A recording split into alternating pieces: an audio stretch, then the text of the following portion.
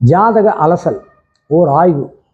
பொதுவாக ஜாதக கட்டம், அமைப்பு, அம்சம், தோஷம், யோகம், கிரக சேர்க்கை, பார்வை, பரிவர்த்தனை, ஆட்சி, உச்சம், நீச்சம் எல்லாம் ஜாதக கட்டத்தில் அவரவர்கள் வாங்கி வந்த வரம் படி அமைபவையாகும்.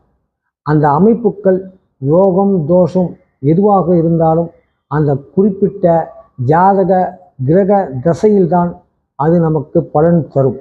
அதன்படி ஒரு 2 மாதங்களுக்கு முன்பு என் நண்பருக்கு வேண்டியவரின் ஜாதகத்தை பார்த்தேன். அந்த ஜாதக அமைப்பும் கிரக தசையும் நம்முடைய கணிப்பும் மிகவும் சரியாக பொருந்தி இருந்தது.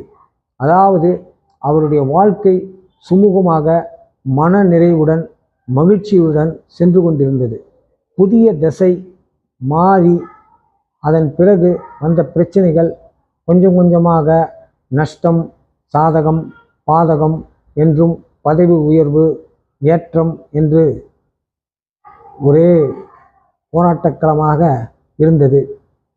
சில மகிழ்ச்சியான விஷயங்களும் நடந்தது, சில தாமதமான விஷயங்கள், நஷ்டங்கள் எல்லாம் ஏற்பட்டது. அந்த நேரத்திலே அவர் கடுமையான உடல்நலக் கோளாறுகள் காரணமாக மருத்துவமனையிலே அனுமதிக்கப்பட்டிருந்தார். அந்த ஜாதகத்திலே சுகஸ்தானாதிபதியான 4ஆம் அதிபதி லக்னத்தில் இருந்தார். அவரை அஷ்டமாதிபதியான கிரகம் பார்த்த காரணத்தால் ஏற்றங்கள், லாபங்கள், சொத்து சேர்க்கை என எல்லாம் இருந்தாலும் அவருக்கு உடல்நலத்திலே பெரிய பாதிப்பை ஏற்படுத்தியது. ஏற்றங்கள், லாபங்கள், சொத்து சேர்க்கை வந்தாலும் அஷ்டமஸ்தானத்தை கிரக பார்வையால் 6 மாதங்களுக்குள் 2 அறுவை சிகிச்சை செய்ய வேண்டிய சூழ்நிலை இருந்தது.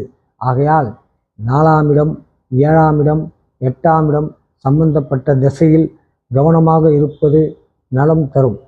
4ஆம் இடத்தை அதிபதியின் திசையை 7ஆம் அதிபதி பார்த்தாலும், 8ஆம் அதிபதி பார்த்தாலும், நீச்ச கிரகங்கள் பார்த்தாலும் உடல் நலத்தை பாதிக்கும் என்பது அனுபவபூர்வமாக தெரிகிறது. நன்றி, வணக்கம்.